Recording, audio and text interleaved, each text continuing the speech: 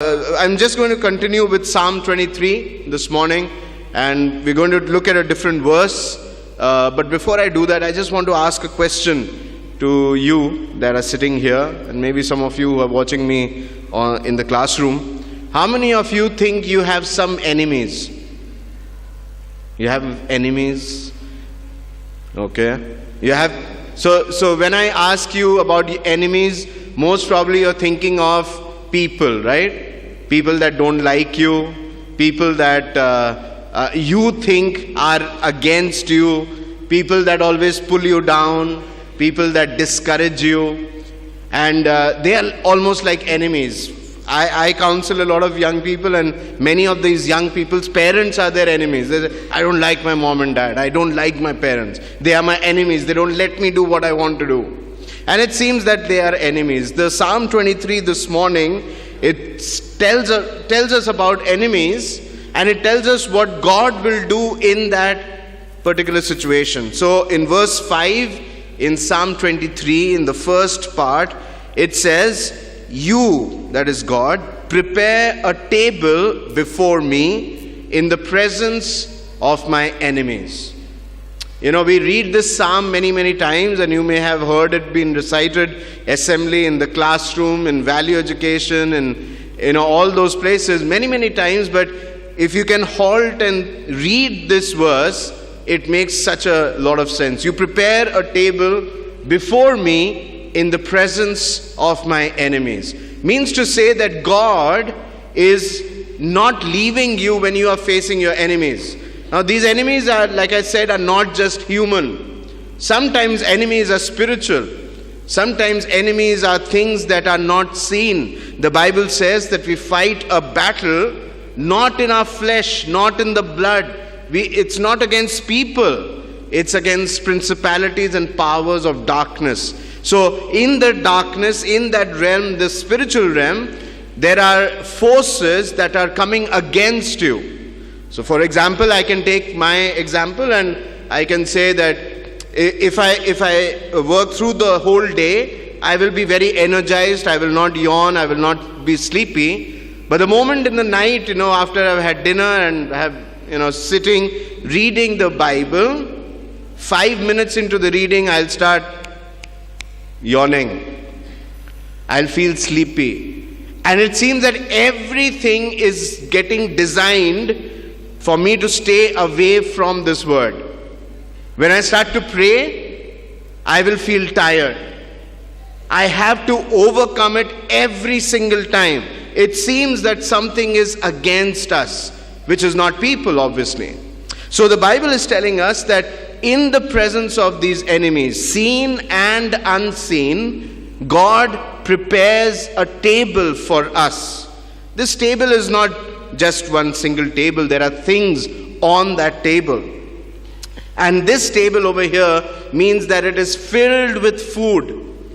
In fact, there is a Swedish word, I do not know if you have heard this Swedish word. It's used particularly for a table filled with food. Many different kinds of food. And the word is smorgasbord.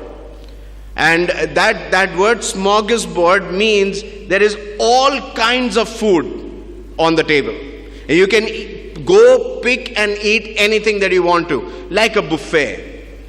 The Bible is telling us this morning that in the presence of your enemies, when things seem absolutely unlikely that you will win in that situation, if you trust in God, then He will prepare a table before you. And you can go pick and choose from God anything that you want to. This morning, my devotion that I was spending time with was in 1 Kings chapter 19 in the Old Testament. There's a story about this man called Elijah. In chapter 18, Elijah does big miracles, amazing miracles. God comes through in the big things. There are thousands of people gathered, and they see fire fall from heaven and consume a sacrifice. In chapter 19, the exact opposite happens. There is a woman, she's evil, she's possessed by demons, and she proclaims that I will have you killed, Elijah. And so this man who called on God in the previous chapter starts to run away. He flees, he just wants to escape. And for 40 days and 40 nights he just keeps running. But the Bible tells us that in that time of running, God provides food for him. At one time he was sleeping under a broom tree, and he had fallen off to sleep, and then when he got up, he saw in front of him a cake, a piece of bread that was baked on coal, which means somebody has baked that food and brought it to him, and a jar of water. In that seemingly, in the midst of all that trouble, Elijah found God providing food for him. This morning, I want to encourage you that maybe you feel that there is adversity from people that are against you, from situations that you have not control over, things that are spinning out of control. The Bible is telling us this morning that God, prepares a table before us in the presence of our enemies. Presence of our enemies means in the worst possible situation. When I picturize it, it's like a comedy movie. You're sitting on a big open space. There is an army opposite you, the enemy, and you're sitting on a chair, and the table is laid before you, and you're eating food. It's a comic picture, but it's a picture that God gives to us because He puts us in comfort. And that, if you can imagine that picture, that you're sitting there relaxed and there is no tension, it also tells us that we can be so secure in God, even when everything around us is opposite.